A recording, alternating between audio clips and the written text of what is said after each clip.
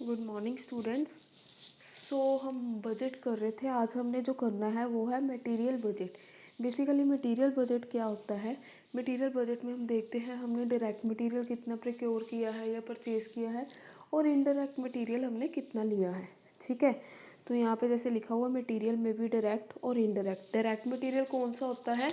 जो कि डायरेक्टली हम मैन्युफैक्चर करने में यूज़ करते हैं। और इनडायरेक्टली क्या है? जो इनडायरेक्टली मैन्युफैक्चर करने में या प्रोडक्शन करने में गुड्स की यूज़ करते हैं। ठीक है,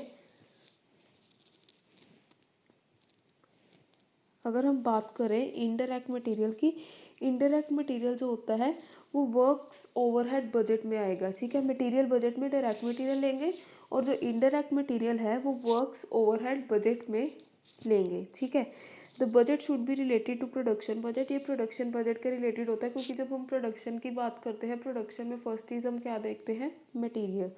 ठीक है, और जो टाइम पीरियड होगा बजट का वो क्या होगा? शॉर्ट ड्यूरेशन का होगा।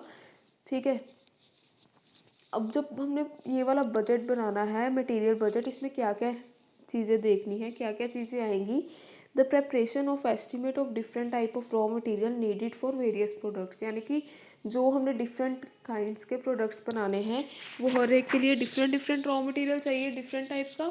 तो फिर हमने ये एस्टिमेट लगाना कि कितना रॉ मटेरियल किस प्रोडक्ट के लिए चाहिए। नेक्स्ट क्या है?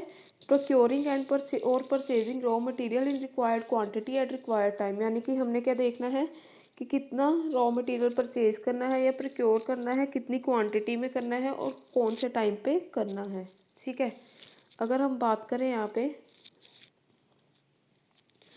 कौन से फैक्टर्स हमने कंसीडर करने हैं while preparing the material budget. The factors that are considered for preparing the material budget are, first one is raw material required for budget output. यानी कि हमें कितना रॉ मटेरियल चाहिए फिनिश गुड्स बनाने के लिए। ठीक है, the percentage of raw material to the total cost of product should be calculated on the basis of previous record. हमने पिछले रिकॉर्ड चेक करके उसके अकॉर्डिंगली देखना कि कितना रॉ मटेरियल लगता है इन कंपैरिजन टू जितना टोटल कॉस्ट है प्रोडक्ट की।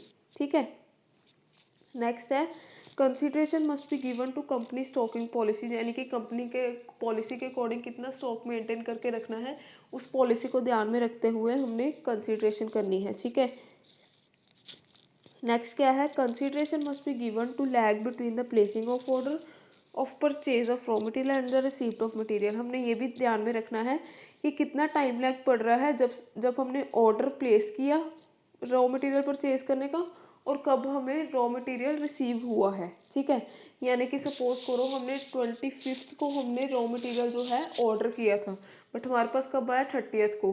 तो 5 डेज़ का क्या हो गया यहाँ पे? Time lag. सो हमने ये चीज़ें भी यहाँ पे कंसिडर करनी है। नेक्स्ट क्या है? Seasonal nature in the availability of raw material. यानी कि अगर रॉ मटेरियल जो है सीजनल नेचर का, जैसे वो गर्मियों में ही आता है या सिर्फ सर्दियों में आता है, या कोई भी सीज़न ले लो, दिवाली सीज़न का आता है या कुछ हो गया। ठीक है, कोई भी सीज़न। ठीक है, नेक्स्ट क्या है? The price trend in the market. और प्राइस क्या चल रहा है मार्केट में, ये चीज़ें हमने जो है ये फैक्टर्स हमने कंसिडर करने हैं जब हमने मटेरियल बजट प्रिपेयर करना है। अगर हम एग्जांपल देखें, एग्जांपल हमें ये दी हुई है मटेरियल बजट, और आपने इसी तरह से मटेरियल बजट जो है वो बनाना है। ठीक है, यहाँ पे क्या उन्होंने बोला है? Draw up a material requirement budget quantitative from the following information. ये हमें इंफॉर्मेशन गिवन है, इसके अकॉर्डिंगली हमने बनाना है मटीरियल बजट। ठीक है, अगर हम बात करें हमें क्या क्या गिवन है यहाँ पे, सेल्स प्रोडक्ट की बताई हुई है 40,000 units, and each unit of production require 3 units of material है। यहाँ पे 2 तरह के मटेरियल है। हमने जब यहाँ पे हमने क्वेश्चन में सोल्यूशन जब हमने सॉल्व करना है, तो फिर हमने टेबल में क्या लिखना है? 2 तरह के मटेरियल्स लेने हैं, material A and material B, वो भी यूनिट्स में। ठीक है, ये हमारे पास क्या है? पर्टिकुलर्स।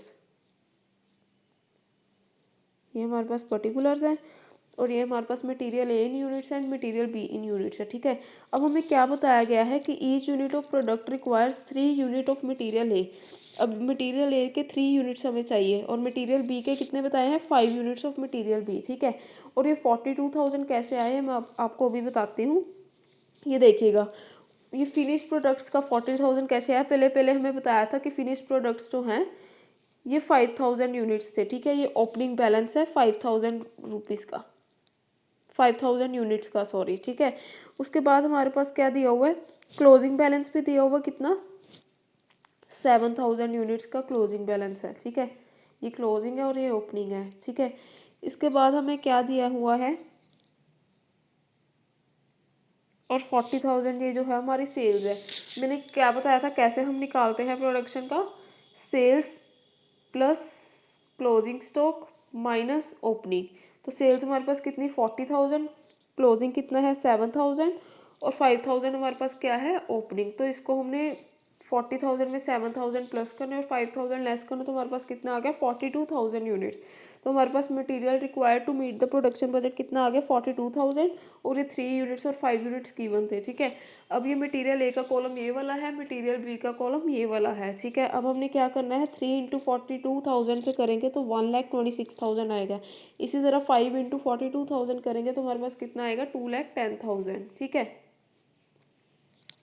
तो ये हमने फर्स्ट बना लिया ये वाला, ठीक है।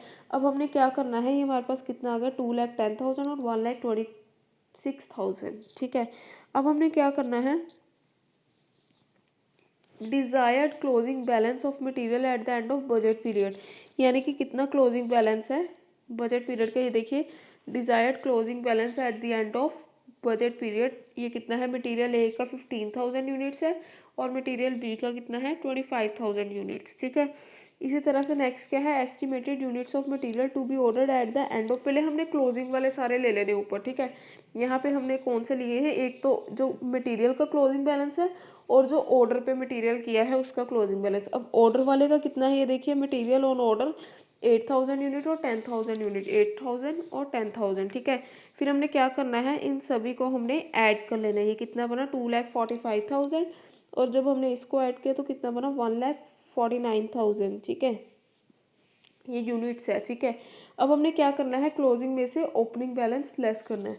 अब हम ओपनिंग देखेंगे, ओपनिंग किसका, पहले हम देखेंगे मटेरियल का, उसके बाद किसका देखेंगे ऑर्डर का।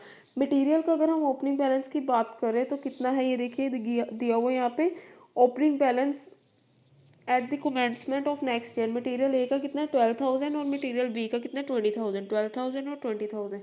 क्लोजिंग में से ओपनिंग माइनस करना है। अब हमने क्या करना है 149,000 से हमने 12,000 लेस किए तो हमारे पास कितना आ गया 1,37,000।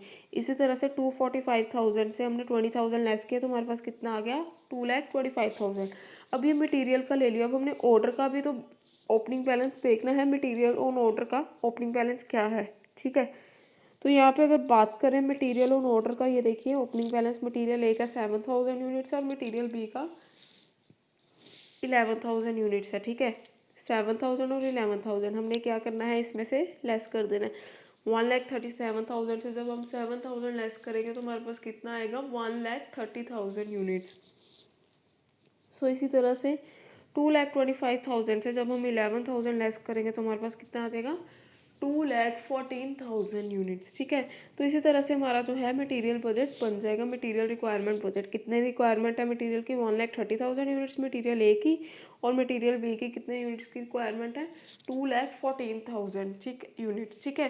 तो इसी तरह से हमने मटेरियल बजट का जो क्वेश्चन आएगा इसी फॉर्मेट में और इसी तरीके से सॉल्व करना है। पहले हम क्लोजिंग का ले लेंगे फिर उसमें से ओपनिंग वाला लेस कर देंगे, ठीक है। और ये पहले हमने देखना है मटेरियल कितना रिक्वायर है प्रोडक्शन का टारगेट को कंप्लीट करने के लिए, ये लिखे। फिर इसके बाद में क्लोजिंग जो है उसमें ऐड कर देंगे, देन ओपनिंग माइनस, जैसे मैंने बताया था sales plus closing minus opening. इसी तरह से यहाँ पे करना, पहले हमने टारगेट लिखना प्लस क्लोजिंग माइनस ओपनिंग, ठीक है।